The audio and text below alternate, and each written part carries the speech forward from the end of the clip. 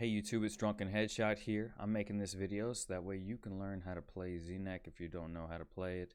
I'll also go over a little bit of the build and the skills and all that. Be sure to hit that sub button, and if you want to help me with that YouTube algorithm, hit that like button too. I really do appreciate it. Thank you guys. Come watch me on Twitch sometime. But otherwise, let's jump right into it.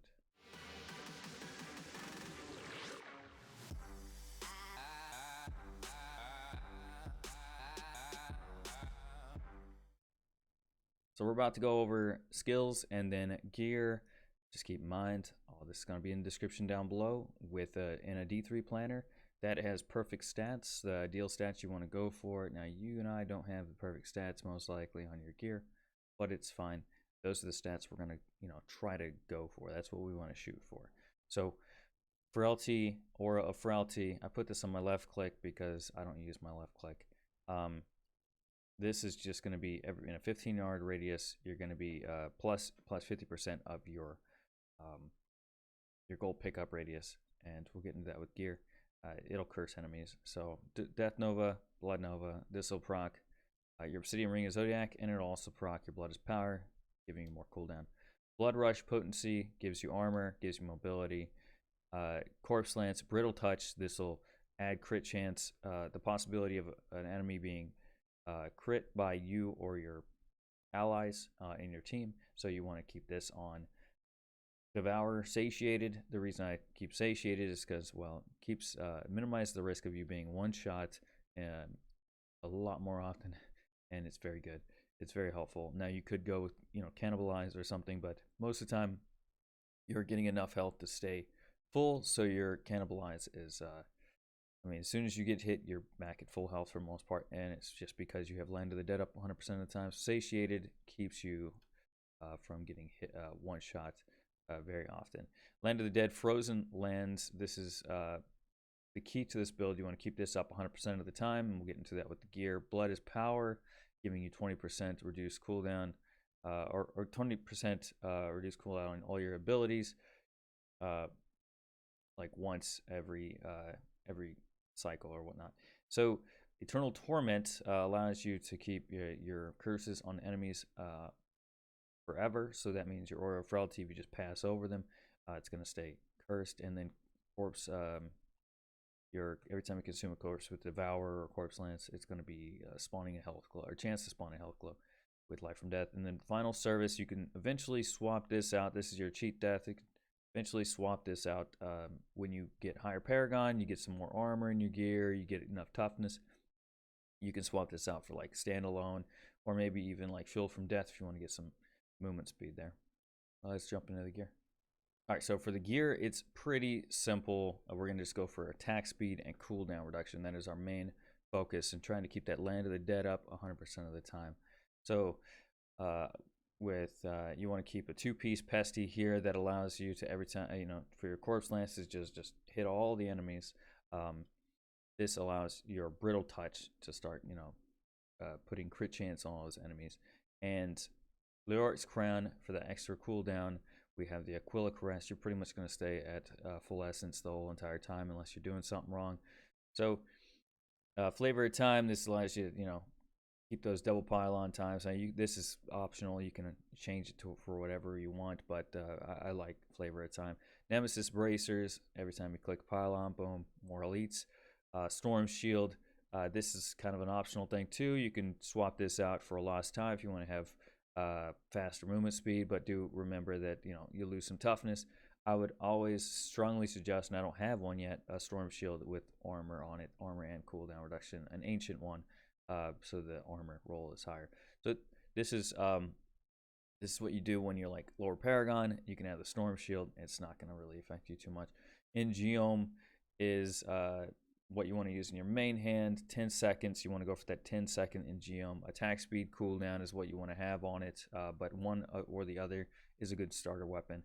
But don't settle for anything less than 10 seconds, please. You're going to be really hurting yourself. So for the cube, we got Messerschmitts, we have Strong Arm Bracers, and Stuart's Greaves. Strong Arm Bracers is going to be procced by the Brig's Wrath right here. As you can see, cooldown, attack speed, that's what we're focusing on. Mestre Smith's Reaver, and Stuart's Greaves is going to give us Mestre Smith's Reaver is going to give us that cooldown. Stuart's Greaves is going to give us that movement speed when we use Blood Rush. Simmering Zodiac being proc by that Death Nova, and we have 3-piece Captain Crimson's, which gives us cooldown reduction and the resource cost. If you ever want to swap out Blood Nova for Blight or something like that, you can do that, and it's not going to hurt you too much because of the resource cost reduction there.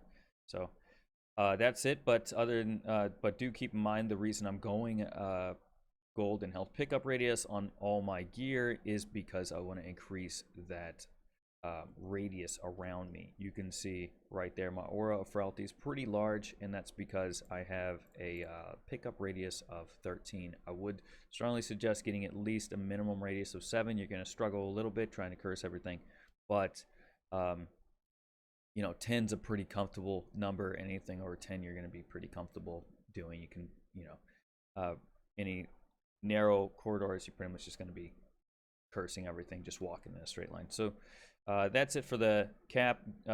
You can see I have strength gems in and cooldown reduction gem. That's pretty standard. We have gem of infectious toxin here, ice blink, and Gogaka swiftness. Go ahead and check the D3 planner for more. I'll see you guys in the gameplay. So I'm gonna get into some pre-rolled footage, some recorded footage from last night's stream, where I was playing Znec. I was with a pretty good group, and we're just gonna do some riffs. Now I want you to know that I'm constantly in front of my group. I'm constantly doing Znec thing. I'm just gonna speed it up here. If you can look on the mini map, you can see that I'm constantly in front of the group. I'm leading the way, but I'm not a screen away. I'm not even, sometimes not even half a screen away. I'm literally just leading them from one place to another, and I'm walking through the mobs with my Aura of Frailty, trying to curse up everything. Now, I don't have that T-HUD program that all the pros do, because I don't use cheating stuff like that. So yeah, I'll run into dead ends and all that, but it doesn't matter if I run into dead ends. My team should be following me no matter what, because if they don't, they're not getting globes, and nothing around them is going to be frozen, and they'll die. So if you ever have somebody like that in your team, call them out on it. Say, look, just follow me. It doesn't matter if you know the right way to go. Follow me, because you will die in the right direction. It's better to stay alive in the wrong direction than to die in the right direction. Okay, and this is something you have to tell your teammates, because a lot of them will be in a rush to go in the right direction because they know it and you don't. Something to keep in mind when you're going through the rift, guys, is making sure that you're in an open area, so that way your health globes don't fall off the map. This is something that you'll see commonly in like tight spaces, but sometimes you'll have those opportunities even in some tight spaces to be able to stand in the correct area. You'll notice that your health globes have like a radius in which they will spawn. You want to make sure that you're spawning your health globes in an open area. So where you stand is going to make a huge difference on where those health globes will spawn, and so you don't want to be standing next to a wall or something. So let's say I was standing on a bridge. My health globes would fall off that bridge on my left, or my left and right, and then you'd have some health globes spawn over here, but that would be maybe a quarter of what you could be spawning. So you don't want to stay on that bridge too long. So that's just something to keep in mind. You want to make sure you're standing in an open area so your health globes will spawn. More health globes that spawn, the more mages your necros can keep up, and the more damage you're going to continue doing. So another thing is you want to make sure that you're keeping your Land of the Dead up 100% of the time. You'll see that I wait until it's all the way down, and I'll hit it. Now you don't have to wait until it's all the way down. See, sometimes I'm just spamming it. Right now I'll just keep it up just to make sure it's up, and I want to make sure that stays up the whole entire time. If you are running Helicon's Accent, which is an amulet that procs strong arms, you can do that strategically by, when you're next to an elite or something, hitting Land of the Dead. Now, I don't recommend running Helicon's Accent because you're not going to be able to proc strong arms on everything, but this is just that's a choice that you have, and some people do prefer Holocon's accent. See, this is a good map representation of where the globes will bounce off the map. If I'm going through like a hallway or I'm next to one of those pillars, sometimes that'll stop some globes from bouncing off. So I'm trying not to stand too close to the edge of the map. I'm trying to stand somewhere in the center of the map, and I'm trying to spawn as much globes as possible. I hit that pylon with my NEMs and summon those elites. Now, when you do hit those pylons and you summon the elites or you run across an elite during the rift, there is something else that you may not realize you have the ability to do. And this is something the Necros don't always realize. When you have that corpse lance, you can actually use that corpse lance and specifically target enemies. Use that corpse lance on your hotbar. It does still consume corpses, so it's going to it still has the chance of summoning globes. So if you don't have to press it, all you have to do is hold it down. Hold that key down and target an enemy. If I put my cursor on this enemy right here, this Rift Guardian, my corpse lances are going to specifically target this Rift Guardian. It's Saxtress. Let's say Saxtress summoned a bunch of flies around here. Not flies, but you know, I'm talking about her little enemies. And I'm targeting just her with my number 2 key, and I'm holding my number 2 key down. It will specifically target Saxtress and crit cap Saxtress for my teammates. When they summon their mages, they're going to be targeting her, and so she will go down much quicker if you specifically target Saxtress with Corpse Lance. And you want to do that with a lot of elites, especially Juggernauts. When you see a Juggernaut, you want to keep your distance, make sure they're cursed, and then you want to hold down your Corpse Lance and make sure they're crit capped. Now, it does only last 5 seconds, so you want to make sure that you stay and crit cap that Juggernaut or that elite for at least 5 seconds before they're about to drop. And so that's how you keep crit cap on enemies. And I do strongly suggest it for tougher enemies that you think your teammate's going to have a little bit trouble taking down. You don't have to do it on all the enemies. Some enemies go down quick, and you don't want to waste your time when you could be moving forward. So that's a very strong skill to have, and it helps out your teammates a lot. Another thing is, like I said before, and this bar keeps appearing, but I have Blood Nova right here. You want to use that Blood Nova right here resourcefully. So if you use Blood Nova, you'll notice your health will drop.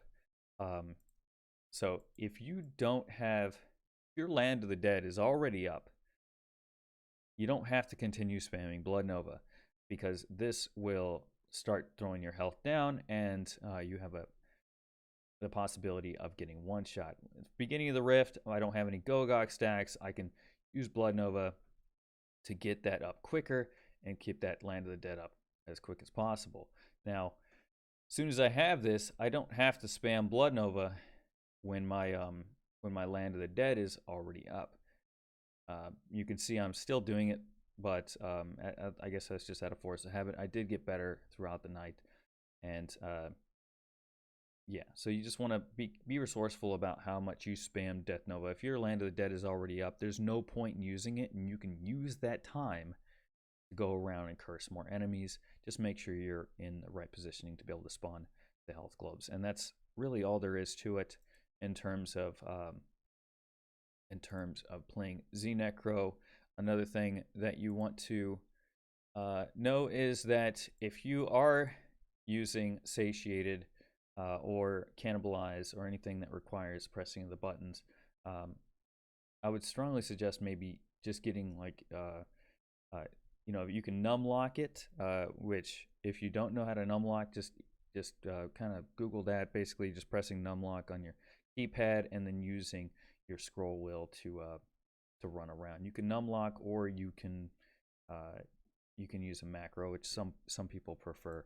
So other than that, just keep Land of the Dead up, keep everything cursed, make sure your positioning is correct, and make sure you're leading the way. if I do want to recap on this, you are leading the group. You should have the lead in the group for the most part, so people can see your character on the map more clearly, and you should be leading the way.